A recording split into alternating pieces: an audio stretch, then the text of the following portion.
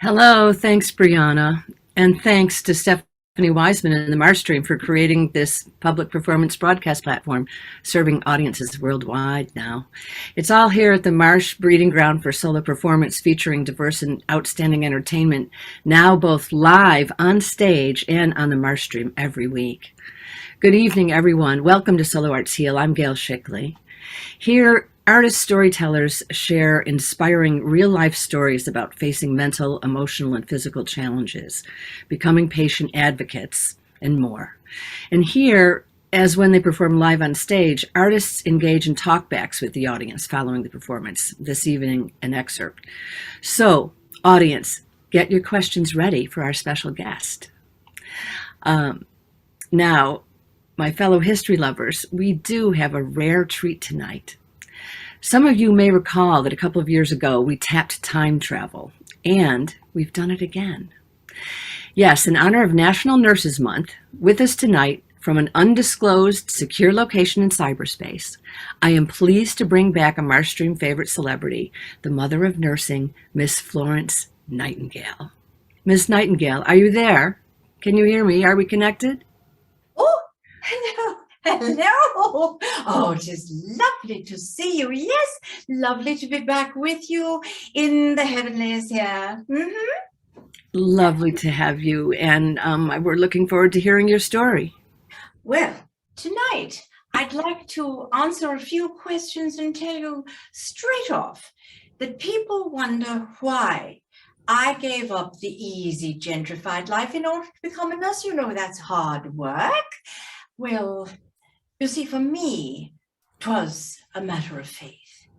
When I was 16, going on 17, yes, I was asking those universal questions of who am I and why am I here? And I believe I received a very unusual, extraordinary answer to prayer. I'll never forget the day I made that grand announcement to my family. Mother and father were in the parlor. I'd like to take you there right now, but you will need to put on your imagination caps and suspend your disbelief a bit and imagine me now as I was then when I was 16 going on 17, bright-eyed, bouncy, and slim. I'd like to emphasize slim. And I was taller. Here we go. Oh, mother, father, I have an announcement. Oh, you've said yes to your suitor? No, no, not that. Something else. Oh, well, do tell, my dear. William put down the paper. What is it then? Mother, father, I believe God has called me to a life of public service. Oh, yes, I want to become a nurse. Oh, Florence.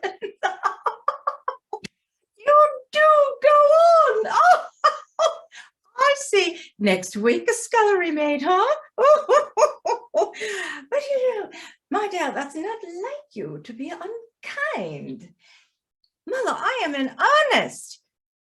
Oh, no. I am sorry. Impossible, outlandish. William, will you say something? Well, explain yourself, Florence. Well, I'm not exactly sure, Papa. You know, I tended the shepherd's dog when she fell and broke her leg, and he was going to put her down, and then she improved, and then she recovered.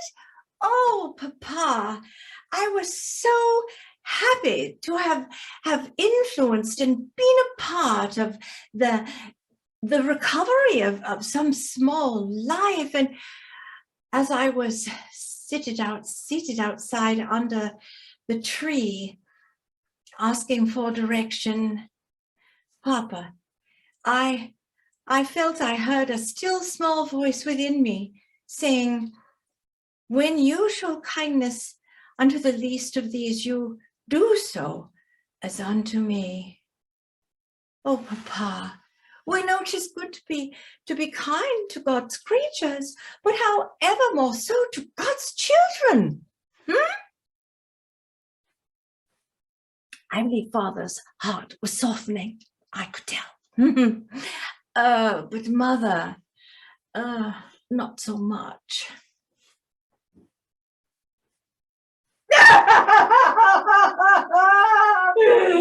Oh, Willie, what happened to our docile child?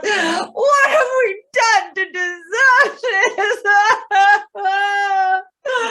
Wait, it's your time of month again, isn't it? Mother, oh no, Mother. Well then, you must be ill. Mother, I am well. No, you must be ill. Now, William, ring for cook. Did I not tell you that salmon was sketchy? We'll need chamomile tea. You'll have some chamomile tea. You'll take a little lie down, and pretty soon you'll be right as rain. Now, come here. Let me feel your forehead. Oh, Parvy, please come in. Please, can you talk to your sister? Tell her, well, she says she wants to become a nurse. Now, come over here. Let me feel your forehead. Oh, Parthy! She's fainted again. Oh, Parthy, my dear, Parthy! Such drama, my family, I tell you. You see, Mother was so upset, she convinced Father that our family should take an extended stay away. Yes, as a diversion, don't you know? So quick as a wink, Father fitted up a new carriage and some valises for a long stay away on the continent. Oh, the year was 1837. The Intercontinental Railway was not yet completed, so we ferried the carriage over to France, and there we began our grand diversion. And it was an adventure, truly. Parthy was 19, I was 17, and we were introduced everywhere to all the influential people as ladies. Ah, yes, we were welcomed into the palaces and homes. We attended balls and salons. We saw all the sights, and we also went to the opera every week. Oh, I tell you, if I had it my way, I would go to the opera every night. Oh, yes. You see, our parents were very progressive in terms of education only. They allowed Parthy and I to continue our training. Yes, she had lessons in sketching, I and Boyce, both of us on the pianoforte, and we were taught by the maestros on the continent. Oh, yes, it was a glorious time. Now, between us, I won't say that Father played favorites. No.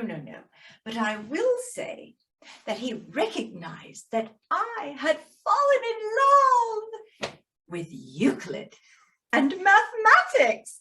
Yes, and he allowed me tutors in Greek and Latin that I might read in those languages of the original works. Oh, it was wonderful. And I tell you, well, we had a glorious time, and we did not return for nearly 2 years. So 2 years passed, then 4 years, and before you know it, the years rolled by. 10 years passed, and I busied myself with what Father would support. Yes, I studied healthcare administration. in Scotland, England, Wales, and yet I was feeling unsettled. I wasn't sure of what would become of me. Obviously, at this time, nursing was out of the picture.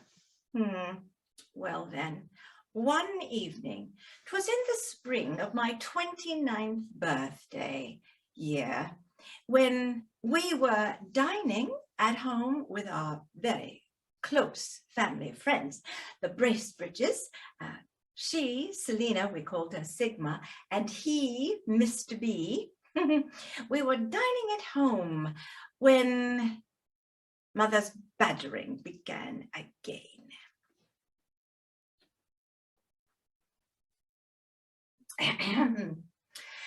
Well, Selina, now that Parthy is settled, my only worry is Florence, you know. The clock is ticking. Mother, I am seated right here. Yes, I know, dear. And you say you will not be married, but I think perhaps we haven't found the right match for you yet. Oh, but Mother, please, our friends, our guests. Oh, now, dear, the Bracebridges are like family.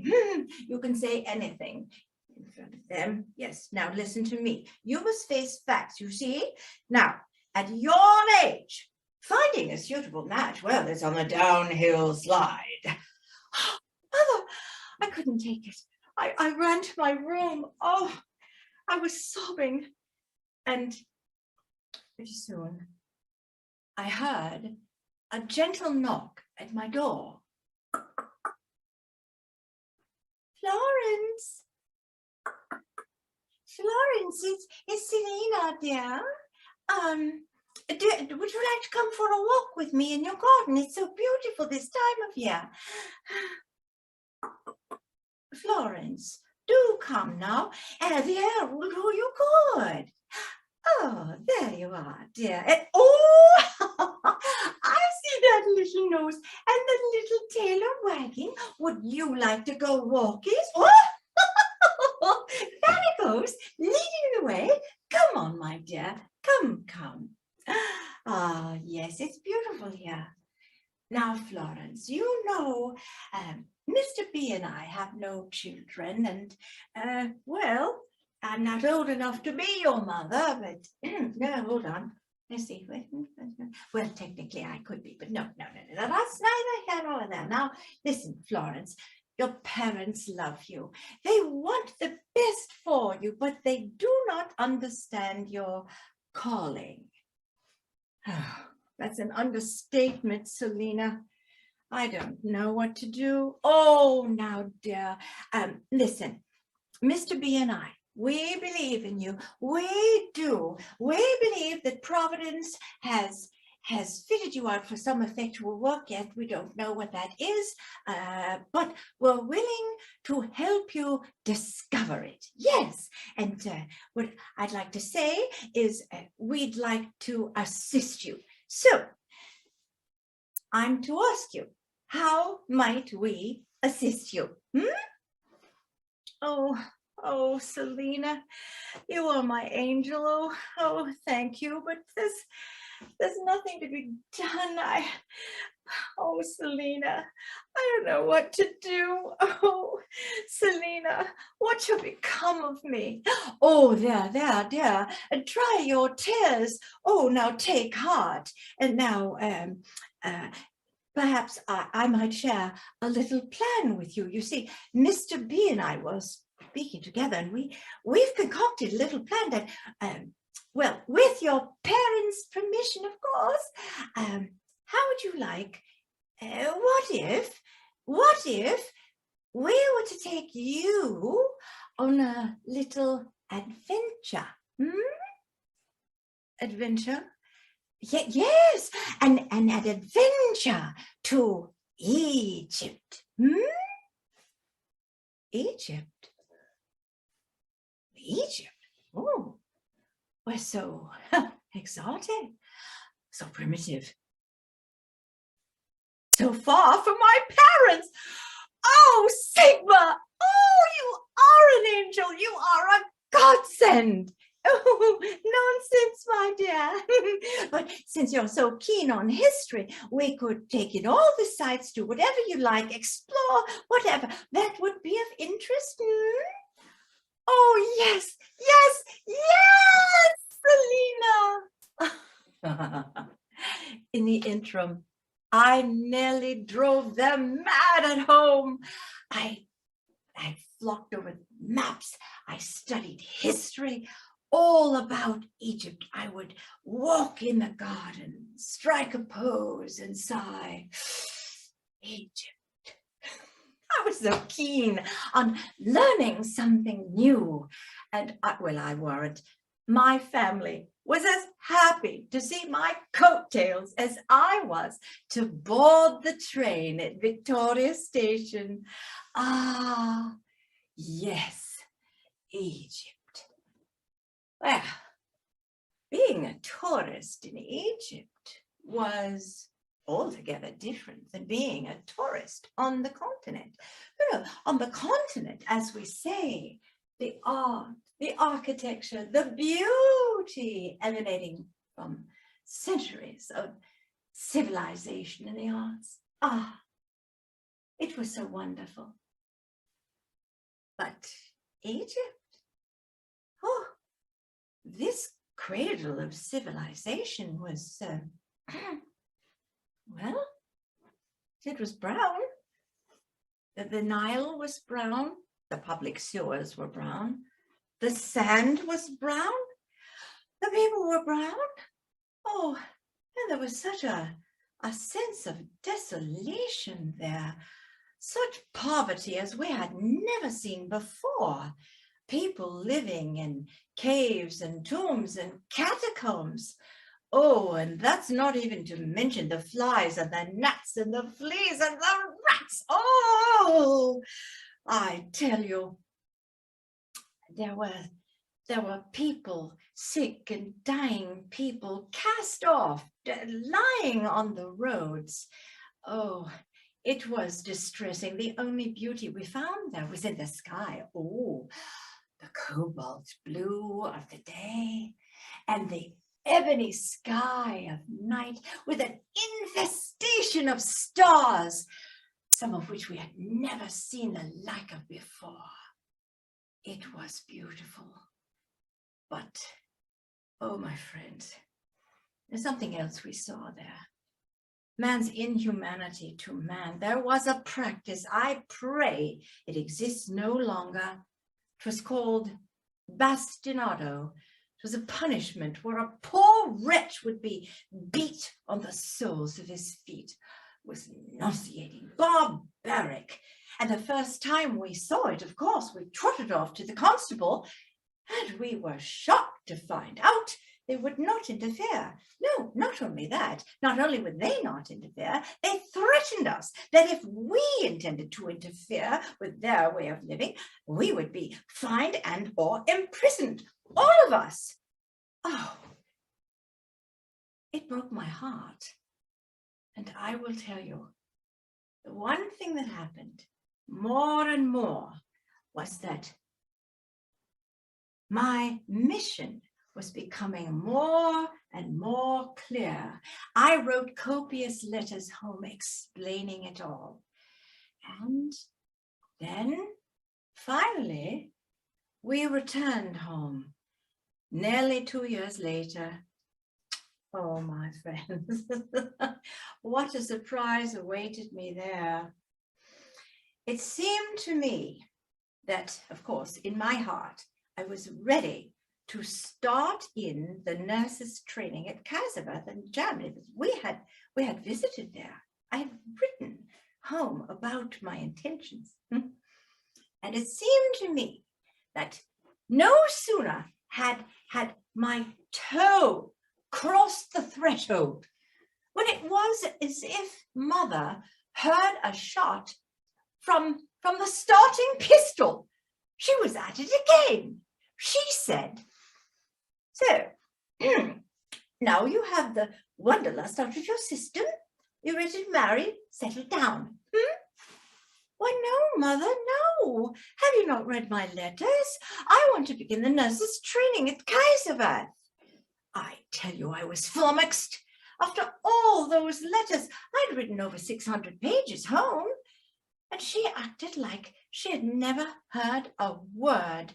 Oh, and to think, what did she expect, that I was to put down my cross and sit cat-like in a corner, or be shackled to some husband-master, give up any hope of my career?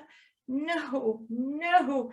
I was despondent. I tell you, I nearly ran away to become a nun, if only to escape. Although I'm not Catholic, but I was desperate.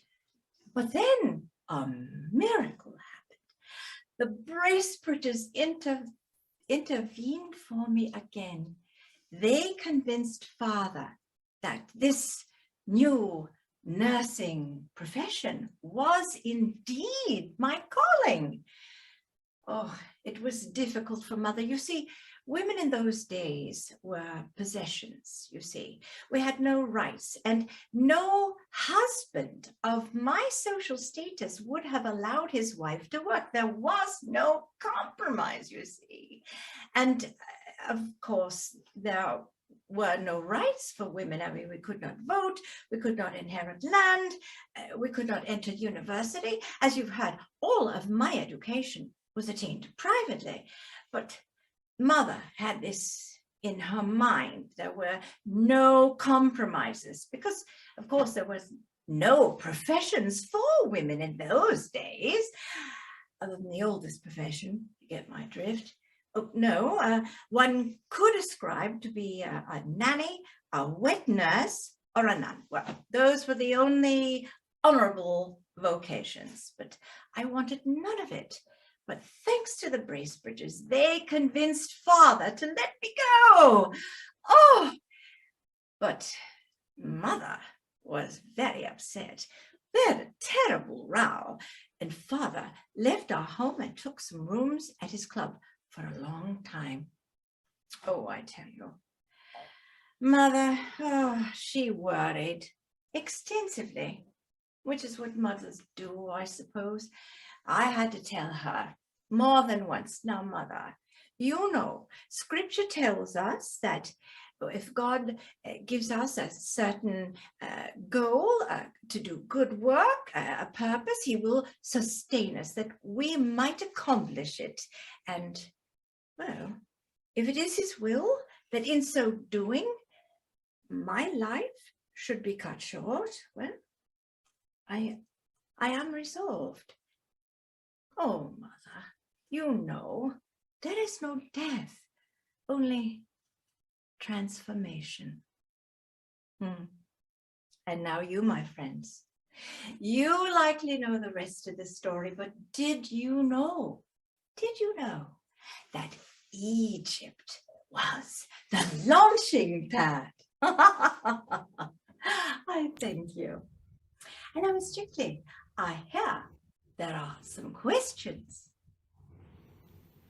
Indeed, Miss Nightingale, thank you so much. Thank you for your outstanding good work and great insights. It's such an honor to have you with us tonight. We do have questions, and I want to note that you did have a suitor that you turned down at age 17, and I had read somewhere that you had written that while he stimulated you intellectually and romantically, that your, quote, moral active nature requires satisfaction, and that would not find it in this life. So you knew your mind at a very early age, but it was in your 30s. It wasn't until your 30s that you started really practicing in earnest. And it was only, and you also faced, when you first were practicing, you faced cholera, I believe, was it, at the Middlesex Hospital? So you were dealing with a lot of different things before Crimea. Indeed. When I finished as the superintendent of the laying-in hospital for gentlewomen in unforeseen circumstances there in London, I was hoping, The cholera is finished now. I'll go off to Turkey, and there we will deal with the wounded. Well, of course, cholera found us there. Yes, cholera, typhus, dysentery, all sorts of illnesses. Yes. So in Crimea, you were asked, after doing such incredible work at the hospital there and becoming a one of the leaders at the hospital, and you were asked by the Secretary of War, I believe, to go to the Crimea to be able to help. And there were tens of thousands of men in need of assistance in very bad situation, dirty and so on. And you would learn so much about hygiene. So, but tell us what happened to you physically toward the end of the Crimean War. Well, you know, Scutari was a 100-year-old building. It had been barracks and erected by the Sultan 100 years prior as a stables. It was a filthy mess. And when the Minister of War, Sidney Herbert, who became a close friend, when he dispatched the engineers, the sanitary engineers, over to help us and give us running water and clean up this horse that was underneath in the cesspool, it was underneath the building, I realized that the other units that we had in the British Army were what you might call, I believe these days you might call them MASH units. They were tent hospitals, as you were, and they were off closer to the battlefield. We, of course, were 8 to 9 days sail away from there. So towards the end of the fighting, we were beginning to wrap up things in the hospital there. I journeyed to take stock of all these the different nurses and how things were going in the ancillary hospitals. And that required, you see, not only we were short on food, but we were short on water. That was one of the big problems. And it required riding on horseback, sometimes mules, between and long distances. And it was quite a bit of physical problems, shall we say, and we were faced there with fresh cases of what they would call Crimean fever. There were actually 6 of them, Crimean fever. So I was immunocompromised, and I fell very ill. I did not leave the area until the last soldiers were finished and gone, but I was, well, near death at one point, I tell you. And when I came home, I was very ill indeed. And so how long were you sick or physically disabled? Now, you were in your 30s. This is the 1850s we're in. 1856 when I returned. I was 37 years old and dealing with chronic illness. Now, nowadays, possibly, you might say it was brucellosis, possibly diagnosed as that and treated with antibiotics. But then, no, they had no idea. And there were so many situations that it would ebb and flow. Fevers that would come and go, sciatica, joint pain, headaches, and there were weeks when I was bedfast, seriously. So this went on the rest of my life, a good 50 years, until I passed to the next. So I know that you were greatly lauded after your amazing work in Crimea, and given a award or a commended by the Queen, Queen Victoria at that time. What did she give you? She gave you some kind of jewel, did she? She gave me a brooch. It was beautiful, yes. And the Sultan, the Turkish Sultan, he gave me another beautiful bracelet. I gave them over. I willed them then to the Army Museum there. But they were beautiful, of course. And the Queen, she invited me to Balmoral after my return. And I got all of my strength together that I might go and be with them. They were so kind, she and the consort, Albert. And we were there several days, spoke. She wanted to hear the whole story. And I told her everything. And when it was finished, she said, well, I wish that you were at the War Office. But of course, that was impossible because I was a woman. That wouldn't have been. And yet, were you not awarded a prize from the British government of $250,000, which would have been, was it equal to that at that time, a huge amount, so you could start create the Royal Commission for the Health of the Army, which is just an amazing accomplishment. Indeed, it wasn't for me, the Nightingale Fund. I was the administrator. I never took funds from that. So you never made money off the charity of the English people? No. Happily, I had no need. Father took care of me. Yes, that was his responsibility, and so he did. Yes. Now, with all of this going on and organizing all of this, you were disabled, so you had to do this from your bed. You were very active, and from all the years, most of your career, being ill and in bed, and you even received people, didn't you, in meetings in your bed? Each day.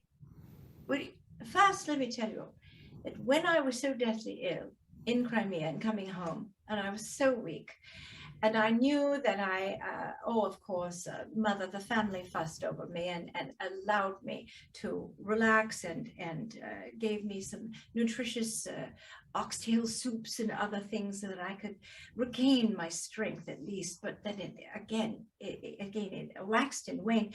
But every day since I had been on death's door, I would ask the Lord, oh, please allow me to finish this one next thing. And the first next thing was the commission on the reforming of the Army military healthcare system, and which Queen Victoria had commissioned me, if you will, asked me to do. And so every day I would get up, take account of how it was in the physical, and I would receive visitors certain times, but I'd be very careful.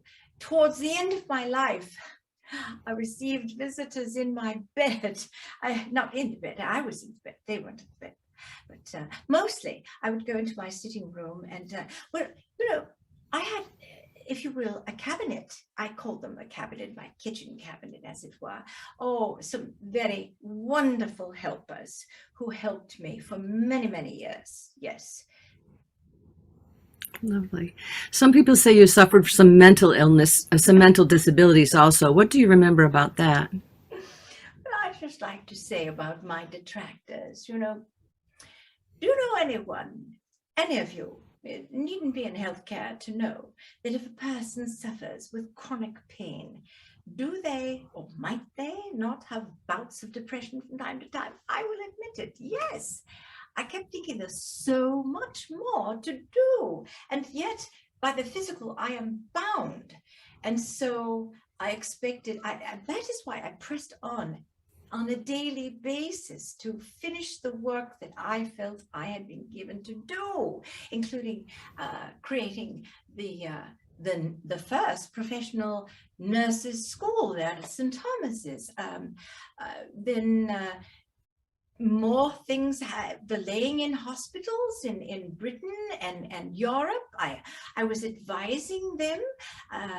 My detractors forget that the statistical information alone that I presented to the Parliament, it was over 800 pages on the military healthcare system. And, if that was ludicrous from a demented mind, then why did they induct me into the Royal Society of Statisticians? I'd like to know. Was that 200 books and articles that I wrote from a demented mind. I tell you, some people will, is it not true, Miss Shickley, try to do anything for the good, and the enemy of love will try and throw obstacles your way, will try and take you out of the game, or at least put you on the bench, so to speak. Is that not true? I think that does happen indeed. So you persevered in such an amazing way. We have a question here from DT. What was most challenging about your work as a nurse? Oh, I say, war is hell. And to see those faces, those kind, oh, they were young men, to see the death and destruction. Oh my heavens. Now, I say some days there were hundreds of deaths. That was the most distressing. Mm-hmm, mm-hmm. What was your favorite nursing job? Another question we have. You know, in truth, I only worked as a nurse in clinical twice. There in London and then in Crimea. So I would say they are both different. I held them both in high esteem. And why is that? Well, because when I think of these assignments, the faces of the women in London that we assisted, and the soldiers, they come to mind. Nursing, you know, is a very personal work, and we deal with people and their heartaches and their distress. We see them sometimes at the best of times, but many times at the worst of times. And although some people might think this is too depressing for words, there is something about the calling to be a nurse that is beneficial, and I never regretted it. So to choose between those two assignments in my mind would be like choosing which child you like better. They were both different, but both cherished in my mind. Mm-hmm. How did the invention of the telegraph influence your work? Oh, quite a bit, yes. Well, as you know, the telegraph made news go vastly fast into other countries. Now, we had direct then news from the front lines within 24 hours. As a matter of fact, that started the whole journey. When Sidney Herbert and the British people read about the horrors of the war, and that, you know, one of the reporters became quite famous, William Randolph, and he had visited the French encampment there, the hospital there, and noticed that it was clean. It was run by the nuns. It was clean. They had what they needed. The French had given the monies to make a proper hospital there for their men. But the Brits, well, no. It was a boondoggle, I tell you. At the War Office, they were receiving information all was well at the front or in Crimea, but that was not true. No, what was happening there was that there is a hierarchy, don't you know, in the military, and those doctors who were there felt, I am convinced, they felt that any requirement of more than what they were allotted would be seen as weakness, and perhaps they wouldn't go up the ladder, as it were. In fact, you know, they were so entrenched in these ridiculous ideas that when we 38 nurses arrived in Scutari, they shouted us down and hoped that we would just turn around and retreat, and of course we did not. Yeah, there were no women then, and you had gathered all those women, all those nurses together to come and and it was such filth and dirt, and you just scrubbed and scrubbed and cleaned because wasn't it at least 4/5 of the deaths were preventable because of hygiene? Was it that true? Indeed, it was more soldiers were dying from disease than wounds received in battle. Yes, very sad. Wow. Well, I do have to ask you too, were you a Christian mystic? Well, I suppose that it depends upon how one defines mystic. Some would say mystic is a person who, without rules, regulations, doctrines, is attempting to become closer to God. And I suppose in that regard, I might be considered, when we were in Egypt, I studied the religions of there. I was very open to suggestion of how to honor our supreme being, no matter what the name is that you called. But I will tell you one thing. I never had a Ouija board, a crystal ball, anything of the like. I say I could have used a flying carpet, but never found one. Lovely. Well, Miss Nightingale, thank you so much for being here. Do you have any other comments you wanted to make as Miss Nightingale?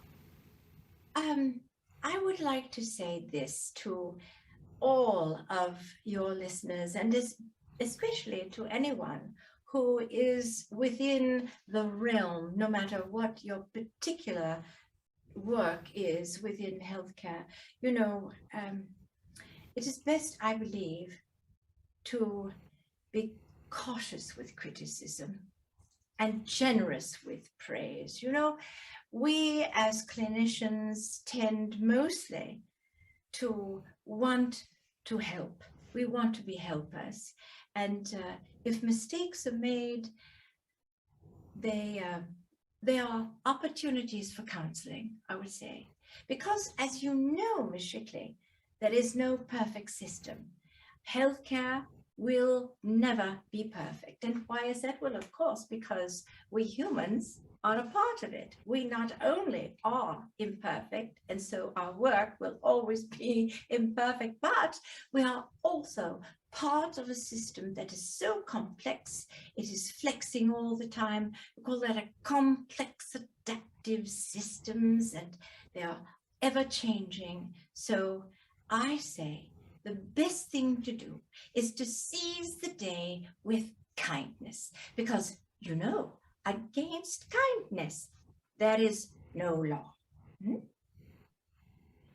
That's perfect, Miss Nightingale. I so appreciate that. It is the most important thing that we are compassionate and kind with one another, and especially as caregivers, the patient will long remember the moment that you give them some certain news, and how it's given is really important.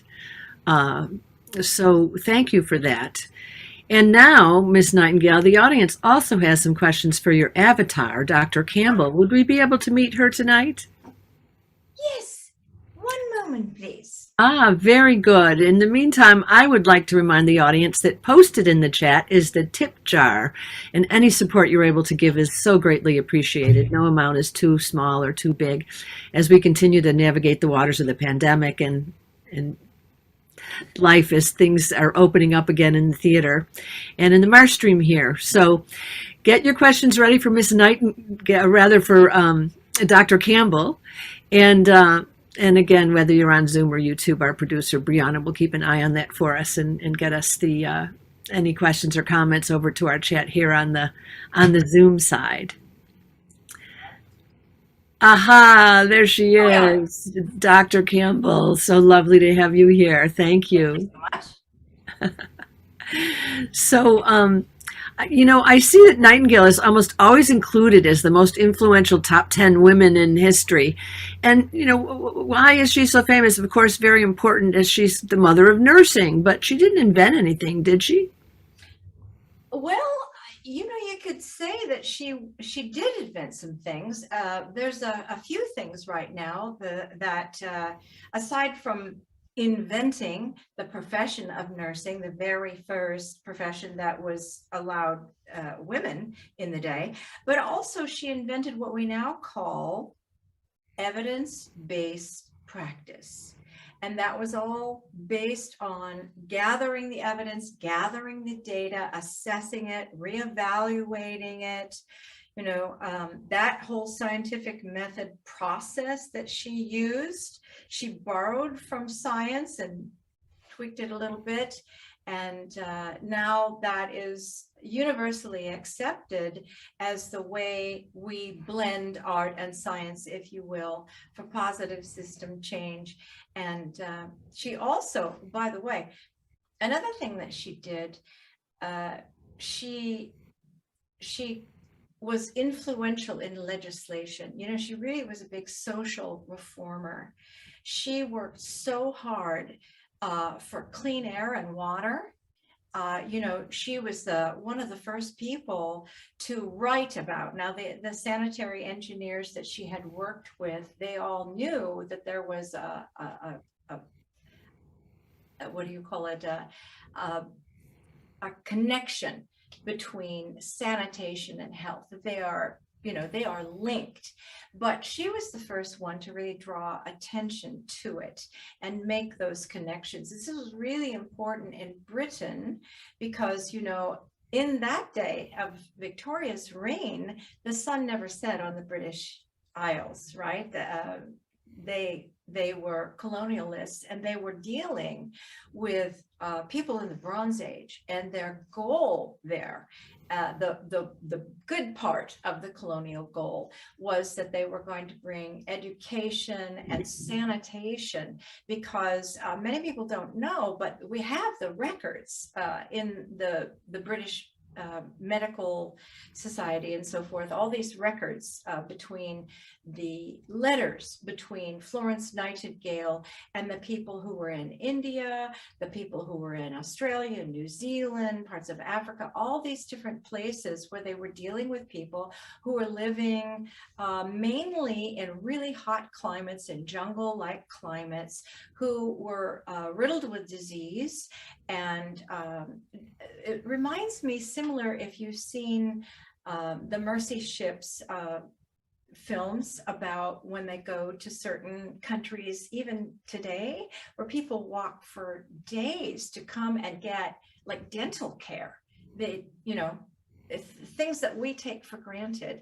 And she was instrumental, thanks to Queen Victoria, who asked her to be this ad hoc advisors. She advised 5 viceroys of India and all the other people in the countries that I mentioned about water and sanitation and air, and getting nutritious food to people who may or may not have known how to raise crops. The British were trying to educate people about that. Education, free education, that was a big thing. Housing for the poor. And then, of course, there's all the work that she did for women's rights. The whole idea about being able to vote, to inherit land, to have a bank account, to have education, not to mention safe childbirth. All of these things she did, and she was instrumental. Oh, and about that legislation, it's interesting. Some people say that she was reticent to join the women's movement, and she was, in a way. She was reticent to join those who were marching and shouting and carrying on, because that, she was an old-fashioned lady, and she felt that the power was in the pen. And because, you see, her grandfather had worked as an attorney with William Wilberforce, and they pushed through the legislation in the 1830s that abolished slavery in Britain, and changed the whole marketplace and everything. So she was privy to people in power. Like I said, the Minister of War was her family friend. Sidney Herbert. She knew all sorts of people, and of course, she had the Queen's ear. So when something was happening, like there was a poor law passed in 1857, I believe it was, and she was very upset with that because although it was updating the workhouse, they didn't have people on the streets, they put them in a workhouse. They didn't have homeless in the same way we do. They had these workhouses, they institutionalized people, and they would pay off their debts, and they often, they had poor nutrition, and it was, they were pretty awful. But the problem was that there was no caretakers. There were no caregivers in these places. So the poor law legislation mentioned that nurses should be a part of it, but it didn't give money, and it didn't require that there should be nursing care in these places. So she rallied around.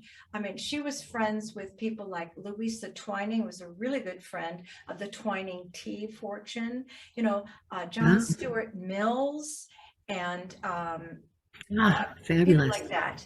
Yeah, and she's the one who got somebody I would like to meet. Yeah.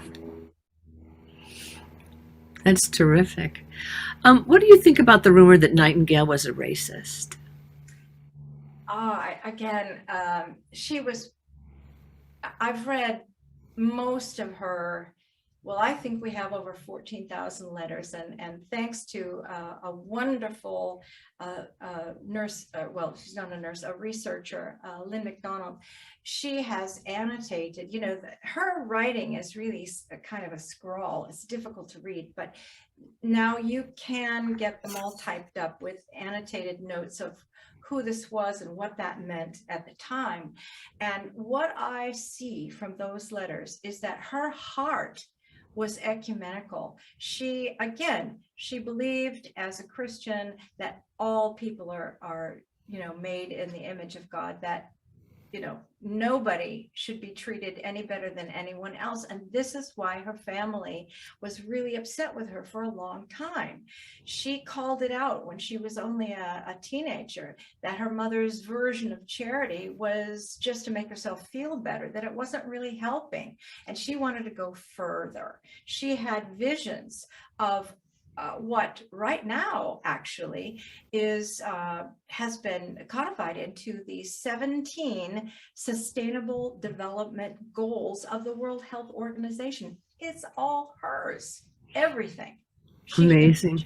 All of that. So no, she was not a racist. She was the one fighting for services for people, even when some of the Brits who were in charge in these different countries would like to have looked down upon the people that were not yet into the modern life. But she was reminding them all the time, no, she's not a racist.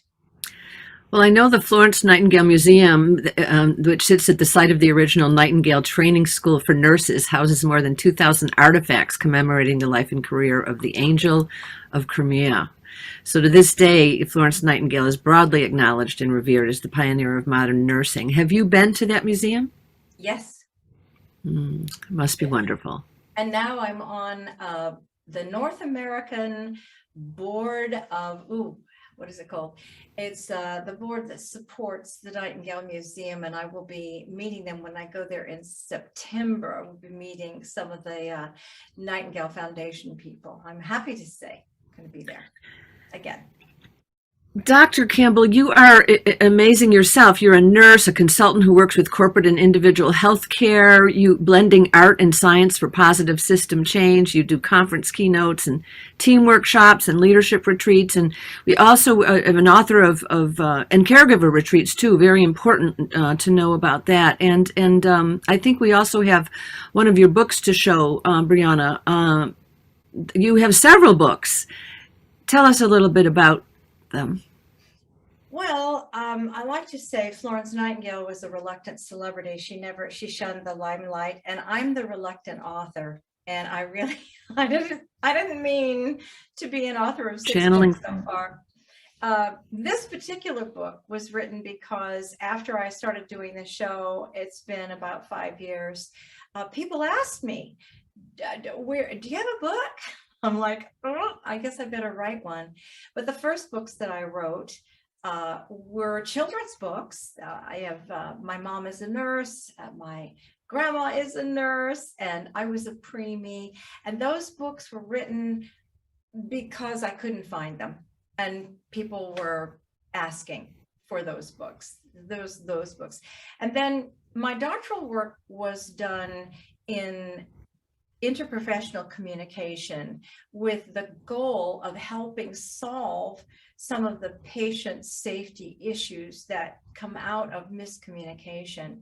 And so the proposal and the project and all the work that I've done in that area has been with applied improvisational exercises, because I've been teaching improv since 1995. And you use improv to improve healthcare. That is so brilliant. Yeah, we teach it in simulation, used it in many ways in those classes and in our retreats for leadership. The first book, there's 4 in this series. 2 are finished. One is called Improv to Improve Healthcare. And the next one that's coming out, I just gave the manuscript to the publisher a month ago. It will be out late summer, is called Improv to Improve Your Leadership Team. And those are easy, fun, quick ways to help people establish relationships and open up the channels of communication, breaking down those silos. That's wonderful. Thank you for showing this book, Brianna. And now, I love the whole improv. Here we have another picture of you. Yeah, Candy, I love it with the mask for the pandemic. And improv is so great and so important because of the whole concept of yes, and. Yes, and. Yes, and. Yes, yes. The whole world should work on yes, and, I think. We'd all be getting along quite a bit. May I mention, I have a gift for anyone who's interested in the book, in the Nightingale book. Oh, oops, I just realized. Oh, please, yes. There, you have a gift. Now, what do we have to do? People, this is a really great thing to our audience. All you got to do on your phone is text FLOW to the number 72000. You just put it in the chat. So 72000 and text the words upper or lowercase FLOW, FLO. And what will they get? They will get the front matter in the first chapter of that book. So I think it's about 30 or 40 pages. And they will get something that's included in the book that I didn't have time to perform tonight. It's a poem called Ode to the Caregiver. And they'll get a Nightingale timeline, all the things that happened in her life. That sounds fantastic. Well, I had signed up earlier, so I'm looking forward to getting that myself. Do you have any closing comments? I'm just very thankful. Now that I have moved to the DC area, it's fun to be able to engage with the Marsh people in San Francisco again. I'm coming for a visit this next week. Oh, lovely. We really look forward to seeing you live, but it's lovely to have you here on the Marsh stream. So thank you again for being here. There we have it. Look, the time always flies. Everyone look in the chat room for links about our guests, and to whom I do offer a very special thank you, Miss Florence Nightingale, Dr. Candace Campbell, Blending Art and Science for Positive System Change. And also I'd like to thank Dr. Manuel Prestamo at Performance Management International. Look for upcoming Solo Art Heals show on the Marsh stream and much more at themarsh.org, including next week, May 25th. Don't miss Ann Can, hosted by founder Rick Davis, offering incredible stories and art of all genres. So with thank you again to our guests and our producer, Brianna Caver, to Marsh Executive and Artistic Director, Stephanie Wiseman, and the incredible Marsh staff, and to you, our Zoom and YouTube audiences. Stay healthy and safe, everyone. See you next time. Thank you. Good night. Night.